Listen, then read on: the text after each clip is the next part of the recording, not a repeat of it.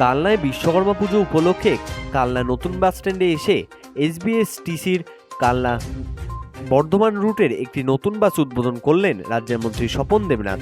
এছাড়াও একটি এসবিএসটিসির টিকিট ঘর উদ্বোধন করলেন রাজ্যের মন্ত্রী স্বপন দেবনাথ।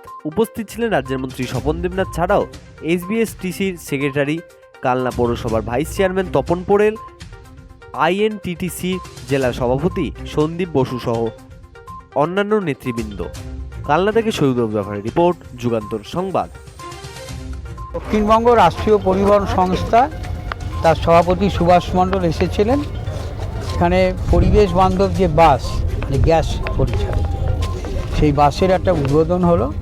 সেই সঙ্গে কালনা বাস স্ট্যান্ডে একটা বুকিং কাউন্টার অনলাইন, সেটার উদ্বোধন আমাদের রাষ্ট্রীয় পরিবহন সংস্থার সভাপতি দক্ষিণবঙ্গের প্রাক্তন বিধায়ক সুভাষ মণ্ডল এসেছিলেন, আর ডিভিশনাল ম্যানেজার দীপ্তিমানবাবু এসেছিলেন। আমাদের আমন্ত্রণ করেছেন, আমিও এসেছি, পৌরসভার এরাও এসেছিলেন। এই বাসকে এই প্রথম এই কালনাতে?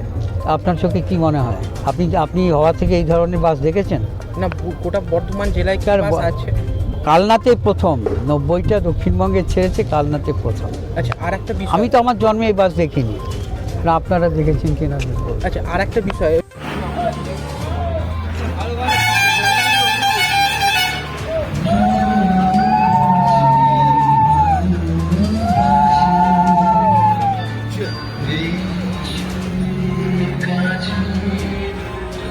করা হচ্ছে,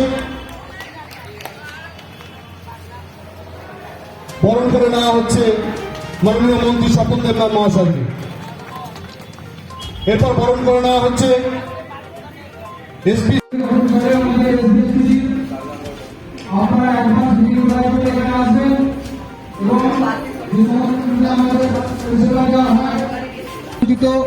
অতিথিবৃন্দ আমাদের এখানে উপস্থিত হয়েছেন।